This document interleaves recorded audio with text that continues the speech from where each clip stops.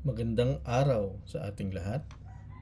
Sa ngalan ng ating butihing prinsipal ng ating paaralan, Ginang Glenda M. Trinidad, at ng ating School Disaster Risk Reduction and Management Coordinator, Ginoong Juan Fabon, ako po si Ginoong Fiorel Sison.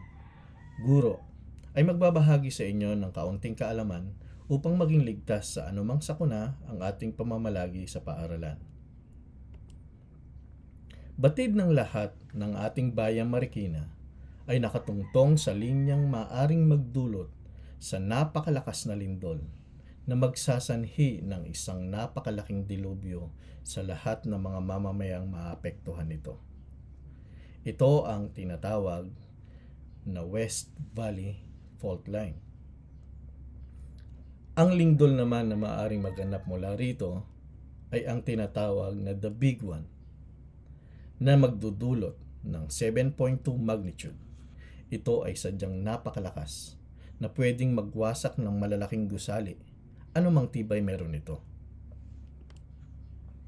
Ang Parang High School ay meron lamang 1.8 kilometers na distansya mula sa nasabing fault line. Kaya naman, matinding panganib at pagkabahala ang maaari nating maramdaman rito kung tayo ay kulang sa sapat na kaalaman upang maiwasan ang sakunang ito. Lahat ng establishmentong saan mang lugar sa ating bayan ay maaaring pagmulan ng sunog, bunga ng sadya o hindi sinasadyang sanhi nito. Maging ang ating paaralan ay maaaring pagmulan ng sunog. Prioridad namin ang kaligtasan ng bawat mag-aaral, guro at empleyado ng ating paaralan. Kaya naman, lubos naming pinaghuhusay ang mga kasanayan at kaalaman para sa kaligtasan ng lahat. Upang higit pang maisulong ang pagpapalawig ng kaalaman sa kaligtasan, ang Department of Education ay naglabas ng kautusan, ang DepEd Order No. 53, Series of 2022. Ito ay nagmamandato sa lahat ng paaralan na magsagawa ng mga fire at earthquake drills 2 beses sa isang buwan upang ang mga mag-aaral at kawani ng paaralan sa buong Pilipinas ay maging handa sa anumang sakuna. Bilang tugon sa nasabing kautusan, ang Parang High School ay nagplano ng isang sistematikong kaparaanan upang maayos na maisagawa ang ating mga fire at earthquake drills. Madali lamang tandaan ang ating mga drills. Ito ay mayroon lamang 6 phases. Phase number 1. Sa ating drills, sa hadyat ng alarm, ito ay senyales na ang lahat ng mga mag-aaral at kawani ng paaralan ay maging alerto na maaaring may sakuna na nagaganap. Kapag naririnig na ang alarma ay paputol-putol o pahinto-hinto sa loob ng 1 minuto, ang sakuna na nagaganap ay maaaring earthquake. Sa puntong ito, sa loob ng 1 minuto at habang naririnig ang alarm, ay dapat na gawin ang phase number 2. Kung ang naririnig naman ay ang alarm na tuloy-tuloy, walang tigil, ito ay hudyat na may sunog na nagaganap. Ang alarm ay hindi titigil hanggat hindi nakalalabas ang mga tao mula sa loob ng paaralan. Dapat tandaan, sa tunay na sakuna, ang alarm ay maaaring depektibo dahil maaaring maputol ang linya ng kuryente dahil sa sakuna. Kaya naman, mabuting may sapat na kaalaman ang mga mag-aaral at kawani ng paaralan kung paano tumugon kung sakaling maramdaman ang tunay na sakuna. Phase number 2. Paano tayo tutugon sa alarm? Kung sakaling marinig ang hudyat ng earthquake drill, gawin ang drop, cover, and hold. Ang sinasabing drop or duck ay yumuko at lumakad sa isang ligtas na pwesto o lugar. Ang cover naman, sa paghahanap mo ng ligtas na pwesto, dapat isaisip na kailangan mong protektahan mula sa mga nagbabagsakang bagay ang iyong sarili, lalo na ang iyong ulo. Maaring ito ay sa ilalim ng lamesa, pagpapatong ng matigas na bagay sa iyong ulo gaya ng libro o bag, o di kaya takpan ng mga kamay ang iyong ulo. Alam natin na kapag tinamaan ang ulo ng mga matitigas na bagay mula sa taas, maaaring ito ay dumugo agad. Kaysa kung tamaan ang iyong balikat, ang iyong braso, ang iyong binti ng mga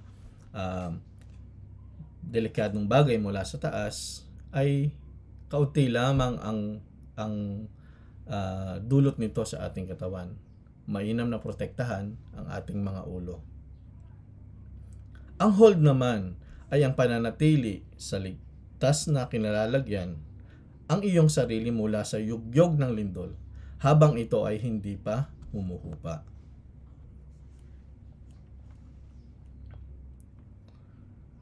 Sa hudyat naman ng alarm na tumutukoy sa fire drill, ay maaaring gawin agad ang phase 3. Proceed immediately to phase 3. Phase 3. Sa paghinto ng alarm ng earthquake drill, gawin agad ang evacuation phase. Ito ay mabilisang paglabas ng paaralan na nakapatong ang mga kamay sa ulo at mabilis na paglalakad patungo sa evacuation area. Ito ay sa pangunguna ng inyong mga guro. Panatilihing sama-sama ang mga magkakaklase patungo sa evacuation area. Gayon din sa fire drill. Inaasahang mabilisang paglabas ng mga mag-aaral at gawin ng paaralan patungo sa evacuation area. Phase 4. Ito ay ang assembly. Sa bawat building kung saan ay namamalagi ang mga mag-aaral at kawani ng paaralan, ay may mga nakatalagang gate kung saan sila lalabas at evacuation area kung saan sila pupunta. Mahigpit itong ipinatutupad ng ating mga pamunuan para sa maayos na head counting. Narito ang mapa ng evacuation area ng ating mga mag-aaral at kawani. Ito ay may malawig na pagpapaliwanag ng ating mga guro para sa ating mga mag-aaral sa formal na pagsisimula at pagbabalik ng ating mga klase. Inaasahan na ang mga mag-aaral, pagdating nila sa evacuation area, na sila ay maupo agad-agad at simulan ang phase number 5.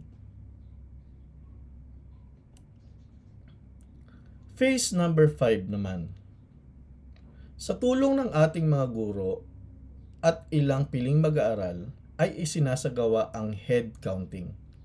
Ipinamamalas ng phase na ito ang pagtukoy kung ang lahat ba ay ligtas na nakalabas o may mga mag-aaral pa na naiwan sa loob ng paaralan o di kaya'y nasugatan na kinakailangan ng agarang gamutan.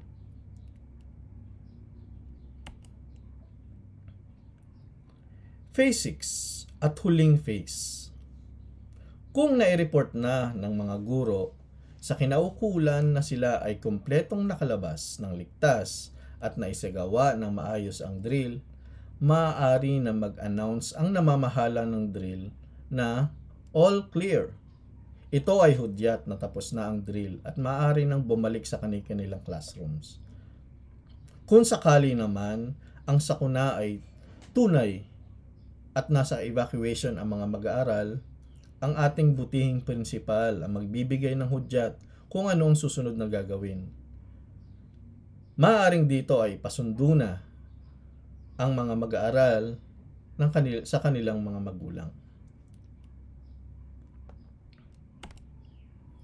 Sa huli, lagi namin ipaalala at ipinapaalala na kaligtasan ng mga mag-aaral at mga kawani ang aming numero 1 layunin. Makaasa ang lahat na ang mga paghahanda at drills na aming isinasagawa ay patuloy naming pinauunlad at pinagtitibay para sa kapakanan ng lahat. Naway makiisa tayo sa layuning ito. Maraming salamat po.